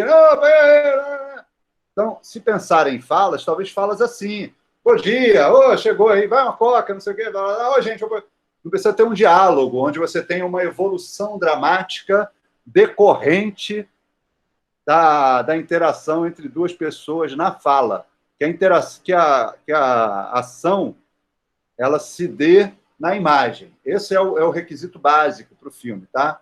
Não pensem em som. Não quer dizer que não pode ter som? Pode. Olá, cheguei, tá. Oi, mãe, bom dia. Tá vendo TV? Estou na reunião. Coisas assim. Nada elaborado, tá? Então, esse é o requisito básico. E os grupos, né, que eu espero que vocês comecem a formar, podem formar grupos só da mesma turma, ou podem ser gente de uma turma ou de outra. Não tem essa necessidade de ser da mesma turma, tá? E o máximo de 4 pessoas, o mínimo de 2 pessoas. E o enredo que vocês vão criar, né, uma das possibilidades é usar as imagens que estão aí, que vocês estão vendo. Por quê? Porque a pessoa também que filmou o outro já conseguiu, já filmou o outro já se colocou à disposição. Então, é continuar com a brincadeira. Pode mudar o personagem? Pode, não precisa ser. Mas é porque se você já arrumou um personagem, é por isso que eu estou falando, né? Seu personagem pode ser o seu pet. Né? Aquele papagaio lá é ótimo para você botar umas frases na boca dele. Né? Você filma esse papagaio, filma você filma alguém limpando o quarto. Aí você põe alguém imitando o papagaio, filma o papagaio e põe o papagaio falando, vai limpar embaixo da cama não, vai empurrar as coisas para debaixo do tapete, limpa isso direito. Pode ser um papagaio que fique. Aí o som acaba ajudando a você entender. Mas dá para fazer. Então, assim, conforme as ideias vão surgindo, meu papagaio, eu topo fazer o papagaio, vou botar meu papagaio para jogo. Pronto. Tá aí. Né? Você já tem alguém. Aí quem quer fazer do papagaio? Estou para jogo aqui no papagaio. Estou para jogo, a minha mãe tinha uma que botou a fantasia assim. Aquilo ali é um filme. Né? A outra que foi lá catar piqui, giló, não sei o que era. Né? Imagina, aparece a outra fantasiada. Não precisa estar no mesmo quadro. Um aparece num lugar, outro aparece no outro. E depois vocês montam como se fosse o mesmo quadro. Filme se faz assim, juntando coisas de lugares que podem ser diferentes. Mas você pode criar essa interação. É mais difícil aí, né? É por isso que eu sugeri a interação via celular, pode ser, né? Várias pessoas filmaram, né? Então, você pode criar uma interação via celular, uma conversa e uma ação diferente. Alguém está agindo. Mas é interessante que haja algum conflito, algo de interesse nessa mudança, né? Então, duas pessoas conversando com o celular, dá um filme, cada um no seu lugar. Mas o que vai ligar, né? Ah, já estou de saída, né? E o cara está de pijama, por exemplo. Já estou arrumado, né? Esses conflitos entre o real, o que é dito e o que não. Então, você não precisa ter um texto complicado para isso. Basta ter a ideia. A ideia é que um vai ficar dizendo que está pronto para sair e não está pronto, enquanto o outro já está na rua, esperando. Não sei, aí você vai na porta de casa e filma isso. Não sei como é que... Pensando sempre em segurança, não quero que ninguém vá para a rua para fazer o filme, tá? Não quero isso. O filme pode ser todo feito dentro de casa. Dentro de casa é melhor, porque vocês vão ter calma e tranquilidade para enquadrar, para pensar. Se não der certo num dia, você respira, faz, no outro dia você já está em casa. Então, acaba sendo muito melhor como exercício. Mas, assim, tem gente que eu vi que está aí que está em lugares que são muito tranquilos, que a rua, na verdade, é a porta de casa, e a porta de casa está numa praia, está na Chapada, está no quintal de casa, e a casa é bacana, tem um bom quintal, enfim. Então, cada um pode colocar, ó, eu estou para jogo nesse quintal que vocês viram aí. Então, vocês têm que começar também a se interessar. Poxa, eu quero juntar esse bichinho com esse papagaio, com a minha... e fazer uma narrativa aqui, assim, assado. E você já tem que começar a dialogar sobre isso, para isso começar a surgir. Até agora, ninguém me falou nada se eu não achei nenhuma informação se a pessoa poderia ser o editor do filme. Então, até agora, não vi ninguém se dizer, ó, eu posso editar. Estou esperando ainda, né, que as pessoas digam, coloquem, professor, né? Sim. Eu tenho uma dúvida, assim, esse filme, ele precisa ter um desenvolvimento de uma narrativa mais clássica, com as ações, os planos, os conceitos que você passou, ou a gente pode, por exemplo, que mudaria isso, né, ir para uma coisa de uma outra montagem ali, mais de conceito, significado, porque aí são detalhes, né, e como é que ali que a gente vai selecionar os editores? Qual é o canal que manda para você? Não, primeiro vocês têm que formar o grupo. Aí vocês vão formar um grupo, vão entrar em contato comigo, ó. O grupo é tal, não sei o quê. Me põe dentro do grupo para eu poder participar e dar ideias e orientar. Né? Vocês fazem um grupo de Zap, me colocam dentro do grupo, começa a conversar ali, eu vou orientando. Se forem vocês mesmos a editar, beleza. Se já souber editar e já tiver um computador, beleza. Se quiser editar, mas não tem computador, ou vai editar com celular, a gente tem um dia para curso de edição em celular. Também beleza, faz lá com edição em celular. Se não conseguir, nem num caso nem no outro, a gente tem as monitoras do Lab AV, que podem cumprir com essa função. Se tiver muita gente, a gente procura gente que possa editar, a gente vai dar um jeito. Mas a gente tem que começar a já ver quem é que vai editar, para a gente começar a articular as possibilidades, para as pessoas se prepararem, né? Ó, em dezembro você vai editar 3 filmes, em uma semana. Tá bom para você? Tá, dá. Cada tarde eu edito um. Um corte, é um exercício. Vocês vão... Olha só, quando vocês me mandaram essas fotos com esses 5 cortes, aquilo ali já é uma cena. Se você junta 3 cenas dali, estabelece uma progressão e uma ação possível, né? A ação já está ali, mas estabelece uma progressão. É isso que eu estou tentando falar com vocês, né? A menina que está trabalhando lá, né? E a outra que está trabalhando no consultório e que querem se encontrar. Então, toda hora elas ou mandam uma mensagem ali, né? Estou aqui ainda não terminei isso aqui. Fica nessa tensão, né? Poxa, mas vamos se encontrar, vamos se encontrar, vamos se encontrar. e fica nessa progressão geométrica até o momento que elas se encontram, por exemplo. Você precisa ter alguma coisa que amarre, né, as duas em algum contexto. A gente tem essa possibilidade de ferramentas, né, tecnológicas que nos acompanham, que possibilitam que a gente crie em cima disso, né? Então, isso é uma possibilidade, assim, não é nada... a narrativa não é nenhuma narrativa do o filho de não sei quem, que casou com fulaninha, e que teve 3 filhos, mas o terceiro filho era muito cabeçudo, e foi estudar no lugar e tal, aí quando ele voltou, depois de 20 anos, ele era... Não é isso. Tá? É uma coisa muito simples, a pessoa foi comer um sanduíche, você vai filmar uma pessoa fazendo um sanduíche, pronto. O cachorro foi comer. Aí, é claro, se você tiver incrementos, pode ser interessante. Meu cachorro, ele sempre me chama, quando ele está com fome, ele me chama. Então, o cachorro foi comer, está acompanhado. O cachorro foi lá, puxou a barra da saia, deu 3 latidos, você pegou a comida, você botou, o cachorro foi, comeu, terminou de comer, foi e deitou. Sabe? Isso já é narrativa. A duração máxima é 5 minutos. A máxima. Tá? É um filme de 5 minutos. Tá? Para cada um, em 5 minutos, se o grupo tem 4 pessoas, cada um filma 1 minuto e um pouquinho. Ou pelo menos tem 1 minuto e um pouquinho, mais ou menos, ali, para botar no filme, na participação de cada um. Mas o filme pode ter 3 minutos, pode ter 2 minutos, acima de 2 e abaixo de 5. Tá? Fica nesse entremeio aí. Mas eu vou estar acompanhando, né, o tema, como é que está se desenvolvendo, vou poder ajudar a dimensionar isso aí. Né? De repente surge uma ideia que ela tem que ser realizada em 30 segundos, porque ela só tem o efeito se for assim, 30 segundos. Pum. Sabe? Não é uma ideia para 5 minutos. Mas significa que aí você talvez tenha muitas imagens rápidas, cortes, tal, pá.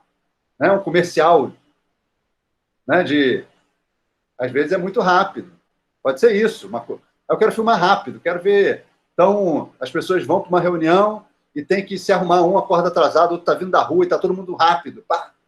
Aí senta e termina, né? Tem que ter esse momento de encontro, né? Essa capacidade de fazer com que as narrativas se encontrem. Eu estou colocando esse exemplo, né, do encontro num computador, numa reunião de computador. É um exemplo. Pode ser numa janela, pode ser numa conversa de celular, pode ser numa oração que todo mundo tem que fazer naquele horário, porque todo mundo é daquela religião.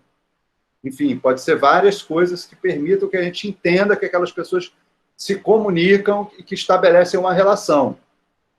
E essa relação, ela é significada pelo que cada pessoa fez separado também. Tem essa conexão, essa possibilidade, né?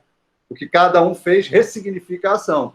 Então, uma reunião onde, de repente, um cara sai e vai namorar, o outro vai e enche a barriga de doce, o outro vai tomar cachaça, ressignifica aquela reunião.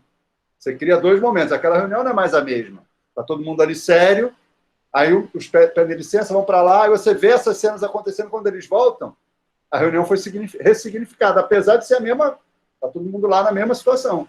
Então, você criou uma narrativa em cima disso. Assim, simples, tá? Bem simples. Essa é a ideia. Entenderam? Perfeito, perfeito. Doces Bárbaros. Viram os filmes?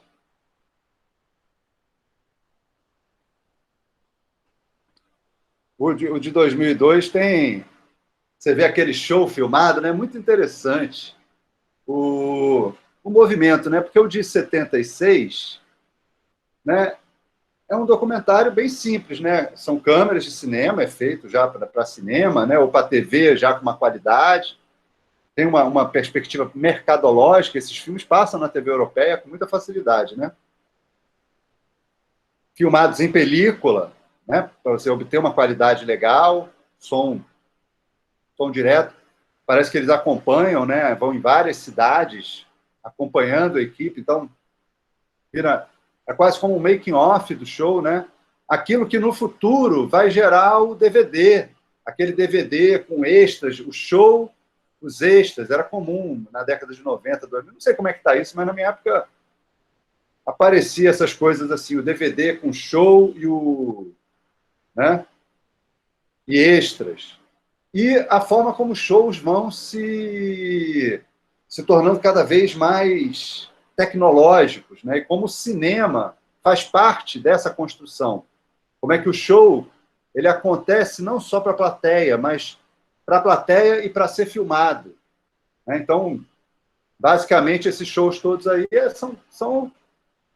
eles funcionam, dialogam com o DVD. Todo show tem a sua versão DVD, né? Qualquer banda que faça um show e que filme, né? Pensa no mercado, né? E filma o seu DVD, né? E aí as estratégias e o crescimento do material. No caso do filme da conspiração, é um filme muito caro, ele é todo em película, né? Não tem câmera digital ainda com essa qualidade, né? E é aquela coisa, mesmo sendo cara, é um custo barato para uma produção que já é caríssima, né? Então, assim, você naquela situação, é diferente você querer filmar em película um show simples que acontece ali de uma banda dos seus amigos. Ainda não está na hora, né?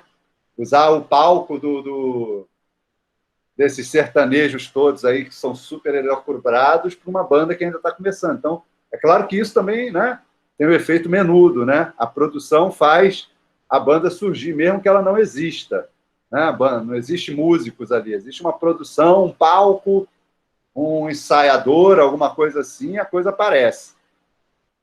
Mas como a coisa vai aumentando. E aí, né, no filme, nos shows, né, que acontecem em 2002, você vê como ela é filmada com a câmera, o carrinho na frente do palco tradicional, uma câmera no palco, uma grua, né, que se aproxima e se afasta do palco para pegar a plateia, câmera na torre, câmera em prédio perto, câmera em prédio longe. Dá para ver que aí tem tudo aquilo que a gente falou, o enquadramento, a possibilidade de fazer o enquadramento perto, com a câmera no palco, de frente, de costas, para fazer um contraplano dos cantores com o público, mas, ao mesmo tempo, cobrir. Então, qual é a função de cada câmera? Cada câmera tem uma função. Cobrir os músicos e fazer esse plano dos cantores quando eu estou de costas. A câmera que filma os atores de frente é a câmera que corre ali no carrinho na frente do palco. Então, cada câmera tem uma função, né? E o que se espera dessas câmeras? Os planos que vão servir à montagem, os planos que foram combinados. Você vai fazer... E os planos ali são combinados. É engraçado porque o que você vê ali, você vê agora. A câmera fazendo a mesma função, né? Você pega os jogos de futebol, a mesma coisa. Você vê as câmeras, mas você vê, são várias equipes, em vários lugares do mundo, mas existe um tipo, padrão FIFA, né, de filmagem, que está em todos os lugares. Aquele Steadicam, antigamente era carrinho. É carrinho quando é corredor de 100 metros, ainda é carrinho, né? Porque o Steadicam tem uns... Steadicam tomando tombo quando vai correr que nem 100 metros, não dá certo. Aí já colocaram carrinho com trilho para 100 metros. Mas futebol é muito comum o Steadicam, né? Aquele cara vestido com aquela roupa, aquela câmera que flutua. E ele faz o quê? Ele faz aquele tipo de plano. Ele só filma o lateral correndo. Só filma aquele plano. Você só vê a imagem daquela câmera quando acontece aquela outra ação no jogo. Então, cada câmera tem uma função que a gente vai dizer que são os planos. Ela fazer aqueles planos, aquelas coberturas, aquele tipo de enquadramento, aquele tipo de ação. No finalzinho do cartão 6, eu coloquei aquele pedacinho final do filme de 2002, do Andrusha, porque tem ali um plano... Ali, eu acho assim, é engraçadíssimo, porque no momento de maior excitação, você tem o maior número de cortes. Isso é tradicional também, esse é típico da montagem paralela. A montagem paralela, você tem, né? Conforme o trem está se aproximando da mocinha e está prestes a matar a mocinha, você tem o mocinho chegando também prestes a salvar a mocinha. Isso normalmente acontece num crescendo de cortes mais rápidos, são pequenos fragmentos que vão se intercalando, né? Então, você tem fragmentos maiores, 5 segundos para estabelecer a relação, e esses fragmentos vão diminuindo, 3 segundos, 2 segundos, 1 segundo, 30 segundos, meio segundo, né? Vai diminuindo, vai ficando curtinho para fazer o ritmo, para aumentar a tensão. Então, nesse filme, no final, quando você tem o grande final do show, né, você vai ter a maior variação de planos. Você vai ter closes, planos de trás, planos de frente, e tem um plano ali que é fenomenal, que é eu não conhecia, né? Que é o plano Piratas do Caribe. Vocês conhecem o plano Piratas do Caribe?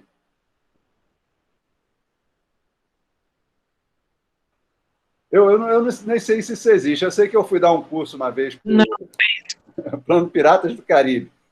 Eu fui dar um curso sobre esse tema, né? Aí tinha um professor que era cinéfilo e eu pedia para eles fazerem planos. Aí o professor que era cinéfilo falou, pô, vou fazer o plano dos Piratas do Caribe. Como é que é isso, rapaz? Eu não sei. Aí falou que é um plano que a câmera vem, se aproxima do ator, dá um giro ao redor do ator e começa a se afastar. Então você se aproxima, gira meio que em close e se afasta. Tem isso no Piratas do Caribe? Mas no filme do Andrucha tem um corte, não é um corte, não é uma câmera só. O cara repete o plano usando os dois fragmentos dessa coisa que no Piratas do Caribe parece que é uma coisa só. A câmera vem, dá a volta e continua. No caso do filme do Andrucha, você tem uma grua que se aproxima e a câmera de palco que se afasta. E aí junta a câmera que se aproxima dos 4 baianos, né, ali dos Doces Bárbaros, e depois se afasta. É um movimento de câmera interessante, porque dá, né, essa aproximação, esse se afastar. Né? É o que a gente fez aqui. No caso do exercício, eu só fiz o se afastar, que tem um significado. Você sai do pequeno, ajuda você. Quando abre, é impressionante o magnetismo, porque quando abre, aquele pequeno, mesmo que ele não seja muito importante na quadra, não esteja bem enquadrado, você é atraído por aquele olhar, porque você foi... Aquilo que estava no plano próximo foi se mantendo de forma escalonada e permitiu, quando você estivesse no plano geral, aquilo permanecesse como um dado. É interessante ver como é que no plano geral você vê depois de ter visto esse processo, você presta atenção de um jeito diferente para aquele quadro.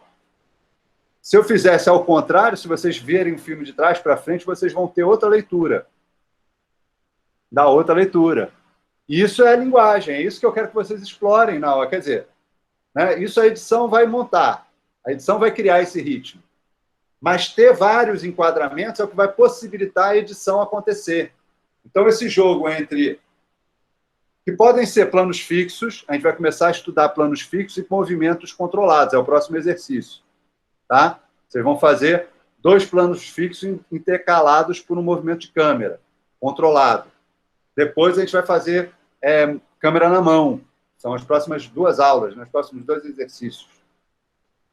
Para começar a filmar, porque a gente até agora só fez foto. Mas tudo que a gente aprendeu na foto, vocês vão reproduzir em vídeo. A câmera fixa, que nem numa foto. A câmera em movimento, que nem numa foto. Mantendo o horizonte. O quadro 16:9 agora vai ser fácil, né? Porque filmando em vídeo com celular é sempre 16:9. Vai ser fácil, mas você já entende essa dimensão. A câmera na altura dos olhos, como um dado. Ah, não vai ser na altura dos olhos. Por que não vai ser? Quem é o ponto de vista? O que você quer transmitir? Todas essas questões vão estar entrando no exercício final. A gente não vai abandonando, a gente não passa aquilo que a gente aprendeu em cada passo da disciplina, a gente não vai abandonar. A gente vai continuar levando para executar o exercício final. É isso que vai fazer com que esse exercício final seja um filme. É um filme que pode ser assistido, que não é só um exercício. Pode ser um filme, as pessoas vão entender, vão dialogar. É só um exercício, tá? Mas eu tenho certeza que vocês vão conseguir fazer filmes seguindo essas ideias, né? Principalmente essa variedade. E a gente vai abordar isso, aí eu vou trabalhando isso com vocês, grupo a grupo também, porque cada grupo vai demandar, né, uma política para fazer esse filme. Tá bom? Mais alguma coisa?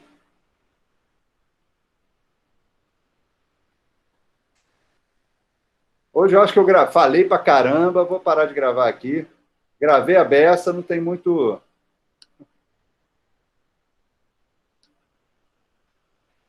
Não tem muito